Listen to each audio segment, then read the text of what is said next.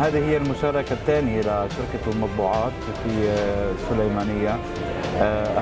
أهمية نشر الكتاب العربي في كردستان العراق بشكل عام، وفي منطقة السليمانية أيضا، في مدينة السليمانية بشكل خاص،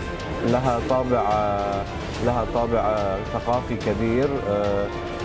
يعني نتيجة تواصل اللغة العربية مع اللغة الكردية.